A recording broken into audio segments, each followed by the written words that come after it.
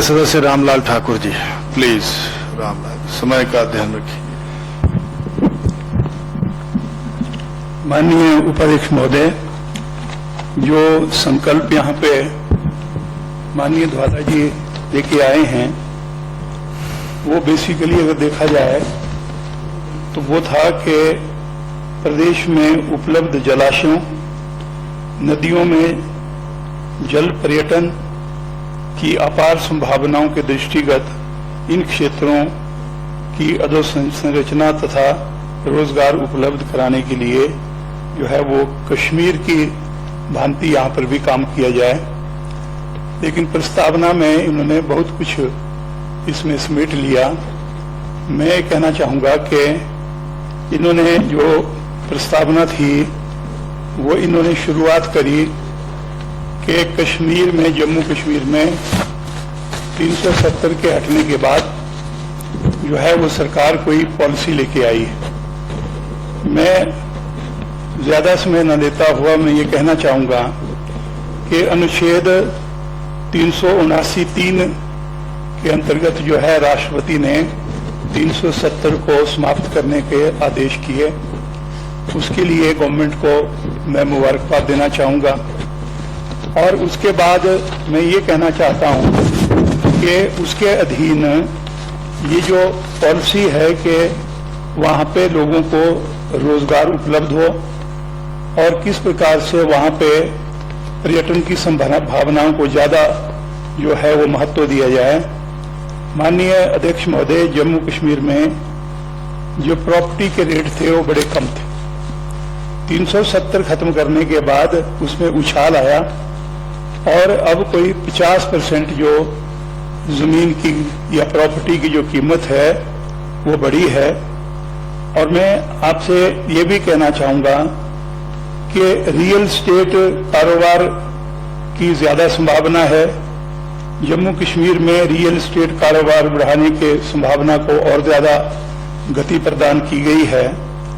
और उसके अधीन में माननीय अध्यक्ष महोदय ये कहना चाहूँगा कि ये जो 370 हटाने के बाद जो जम्मू कश्मीर में जो आगे जो कदम उठाए गए, उसमें मैं माननीय उपाध्यक्ष महोदय आपसे कहना चाहूँगा कि एक लंबी प्लान जो है वो जम्मू कश्मीर के बारे में सेंट्रल गवर्नमेंट, और वो भी मैं कहना चाहूँगा कि जो अधिकारी वहाँ पे डिप्यूट किए हैं उनको कह के 2025 तक जो है देश में सबसे ज़्यादा जो टूरिज्म डेस्टिनेशन है उनको डेवलप करने के लिए जो है वहाँ के जो है वो एक जम्मू कश्मीर पर्यटन नीति जो है 2020 की जो है उसमें प्रशासनिक परिषद ने मंजूरी दी। और जिसमें जो वैश्विक मैं ये कहना चाहूँगा कि उस सारी चीज़ को ध्यान में रखते हुए मद्देनजर बाहरी से जो आकर्षक उसके लिए आकर्षित हुए लोग, उसमें एक जो उपराज्यपाल महोदय ने जो उनकी अध्यक्षता में एक परिषद की शुक्रवार को एक मीटिंग हुई और उसमें उद्घोष, ऊर्जा और आयुष देखभाल निवेश नीति को भी स्वीकृति प्रदान की गई।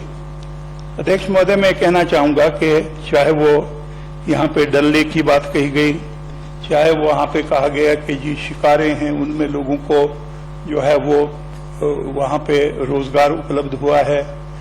या जो हमारी नदियाँ हैं, जो स्रोत हैं, उनको डेवलप करके एक जगह से दूसरी जगह,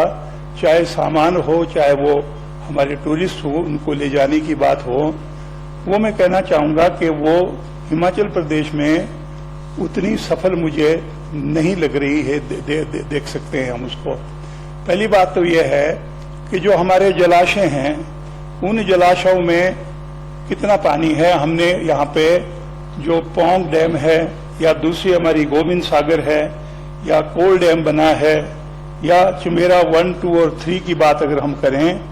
अध्यक्ष महोदय, अगर पानी की संभावना है तो आज की तारीख में परमानेंटली जो स्टैटिक वाटर है वो आपको मिलेगा चमेरा 1 में, चंबा में, और दूसरा हमारा एक कोल डैम है जो यहाँ से सुन्नी के से नीचे जो है वो और बिलासपुर में जो है वो हरनोड़ा तक ये डैम हमारा है।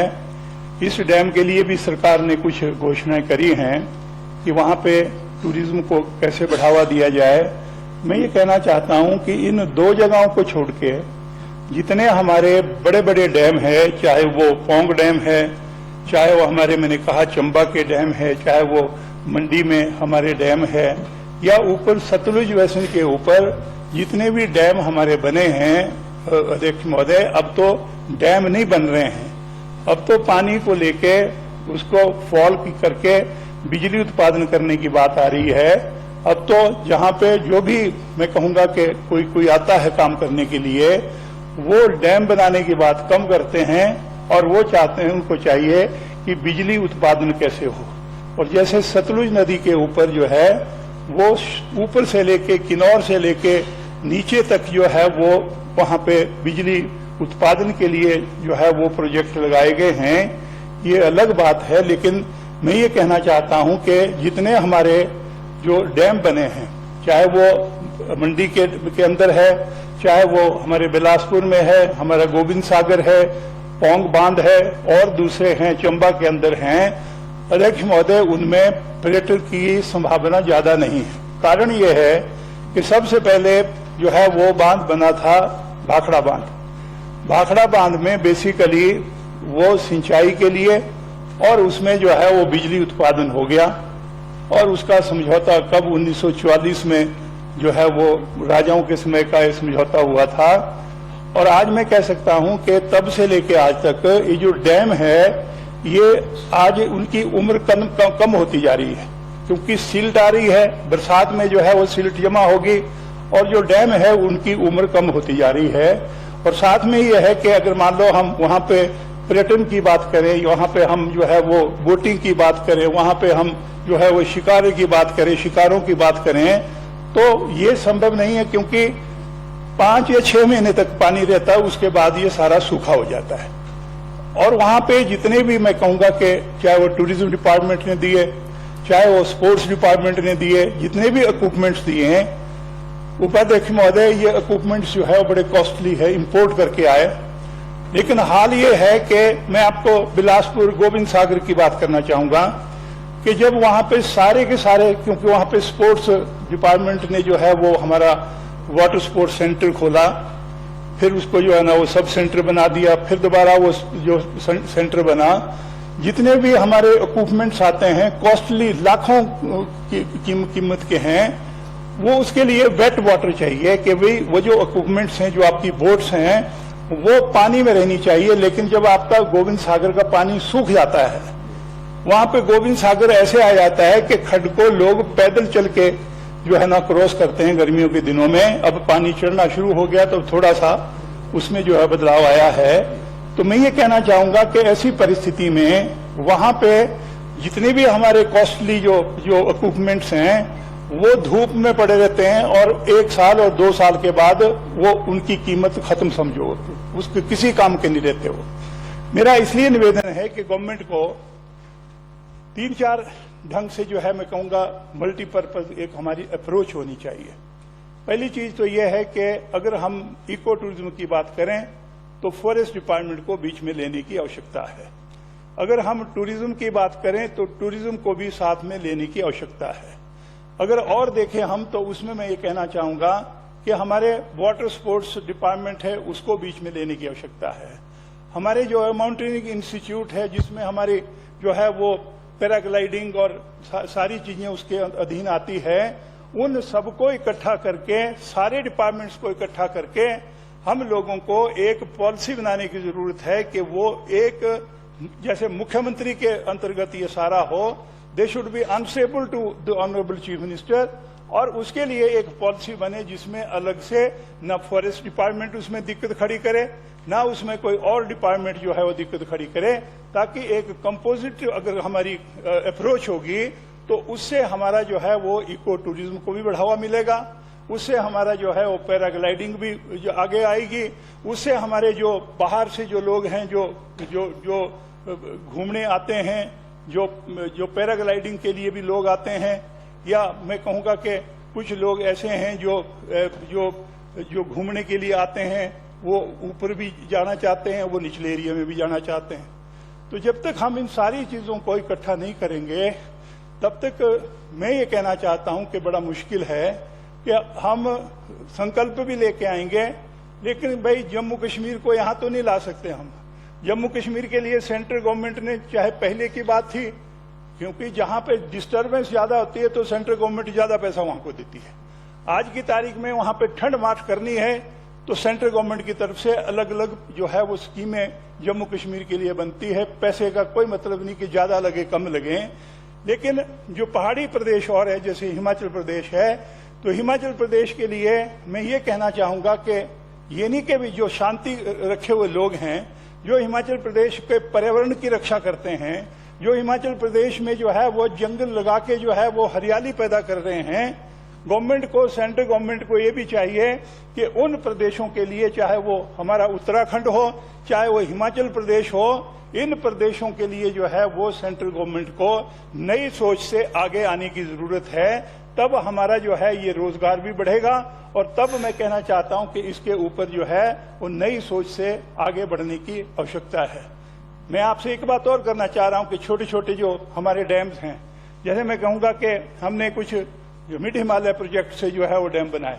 कुछ शुरू से हमारे जो है वो एग्रीकल्चर डिपार्टमेंट ने मेरे चंगर एरिया में जो है वो डैम बने थे, जिसमें पानी बरसात में इकट्ठा होता था। अब तो नहीं, अब तो क्योंकि वहां पे पानी की स्कीम बन गई, लेकिन ये तब की बात थी जब बिलासपुर में उस एरिया को चंगर एरिया बोलते थे, पशुओं के लिए पीने के लिए पानी नहीं होता था। अब मैं कहना चाहूंगा उपाध्यक्ष महोदय, वहां पे हमने जो है वो वहां पे छोटी छोटी जो है वो डैम बनाए। उन डैम में जो है वो जो लोग हैं वो मछली पालने का काम कर रहे हैं, कोई युवक मंडल कर रहा है, कोई पंचायत कर रही है। मैं ये कहना चाहूंगा कि ऐसी छोटी छोटी जगहों को रोक के, उसमें चाहे वो 200 मीटर हो, चाहे वो 500 मीटर हो, वहां पे जो है वो ये इस प्रकार की फैसिलिटीज जो है वो पैदा की जाए, ताकि बाहर से जाके जो लोग आए उनको भी ये बताया जाना चाहिए कि फलां जगह हमारे पास ये फैसिलिटी है, कहीं पे जो है ना कोई टेंट एकोमोडेशन देने की जरूरत है, कहीं पे मान लो कोई हमारे को जो है ना यहाँ पे चाहे फॉरेस्ट डिपार्टमेंट के है, चाहे वो टूरिज्म वालों की फैसिलिटी है, उन सबको इकट्ठा करके हम लोगों को पेश करना पड़ेगा बाहर के जो टूरिस्ट आते हैं उनके सामने। तब मैं कहना चाहूंगा कि उसका फायदा, और ये जो संकल्प लेके आए हैं, मैं ये कहना चाहूंगा, ये तो सिर्फ पानी की बात है, पर मैं ये कहूंगा कि इसको माननीय मुख्यमंत्री से मेरा निवेदन कि हमारे को सारा एक कंपोजिट कल्चर जो है वो आगे लाके इन सारी चीजों को डेवलप करने के लिए जो है आपकी अध्यक्षता में, क्योंकि मुख्यमंत्री के अधीन अगर ये सारी चीजें होगी तो सारे डिपार्टमेंट जो है वो आपकी बात को सुनेंगे भी, और सारे डिपार्टमेंट जो आप उनको टारगेट देंगे उसको पूरा करने के लिए भी वो आगे आएंगे। तो इसलिए मैं कहना चाहूंगा इन डिपार्टमेंट्स को इकट्ठा करके एक नई पॉलिसी जो है वो, जम्मू कश्मीर की पॉलिसी के ऊपर हमारा काम नहीं बनेगा। उनकी पॉलिसी अलग है, उनका परिस्थितियां अलग हैं, हमारी परिस्थितियां अलग हैं। इसलिए हिमाचल प्रदेश के मैं कहूंगा कि यहाँ के भौगोलिक परिस्थिति को ध्यान में रखते हुए, और यहाँ के हमारी मैं कहूंगा जो हमारा पूरे भारतवर्ष के लिए जो जिस प्रकार से जो ग्रीनरी हमने पैदा करी है, आज जब कोरोना आ गया उपाध्यक्ष महोदय, सब लोग जितने कर्मचारी थे, चाहे वो दिल्ली थे, चाहे वो पंजाब के बड़े शहरों में थे, चाहे बॉम्बे में थे, सबको अपना घर याद आ गया उपाध्यक्ष महोदय। कर्मचारी, क्योंकि दफ्तरों में तो कम कर्मचारी थे, वो भी शहरों में रहते थे, उन्होंने भी अपने मकानों का जो अपने माँ बाप का ख्याल करना शुरू कर दिया कि नहीं, ऐसी बीमारी आएगी तो मुझे गांव में जाना पड़ेगा। मैं ये कहना चाहता हूं कि इसलिए ये जो हमारा ये जो मैंने आपसे निवेदन किया है कि आज हिमाचल प्रदेश में हम लोगों को ये जो शहरीकरण है, इसको अगर बदलना है तो गांव को आपने विकसित करने की आवश्यकता है। और उसके लिए मैंने जो आपसे निवेदन किया है कि वहां पे हम लोगों को वहां की जो परिस्थितियां हैं उनको ध्यान में रखते हुए, और हमारी मैं ये कहूंगा क्योंकि हमारी आर्थिक परिस्थिति भी वैसी होती है, लेकिन कहीं ना कहीं से मैं कहूंगा कि सेंट्रल गवर्नमेंट से भी हम निवेदन करें कि आज जब यहाँ पे ऑक्सीजन की कमी हो रही है, हमारे ये पहाड़ ऑक्सीजन के भंडार हैं, आज यहाँ पे हम ऑक्सीजन के बिना मरने वाले नहीं है। यहाँ पे लिए इसलिए कहना चाहूंगा, ये जो शुद्ध हवा हिमाचल प्रदेश दे रहा है, ये पूरे मैं कहूंगा उत्तरी भारत तक उसका जो है वो असर पड़ता है। इसलिए मेरा निवेदन ठीक है है कि जी। इसके साथ साथ माननीय मुख्यमंत्री जी से निवेदन कि ठीक है। कृपया करके सेंट्रल गवर्नमेंट से बात करें कि अगर हम शांति से रह रहे हैं, अगर हिमाचल प्रदेश जो है वो पर्यावरण की रक्षा कर रहा है, जंगलों की रक्षा कर रहा है, तो हिमाचल प्रदेश को कोई विशेष तरीके से मदद ठीक है, की जाए ठीक ताकि है, नौजवानों को रोजगार हम उपलब्ध Thank you कराया very जाए। much. आपने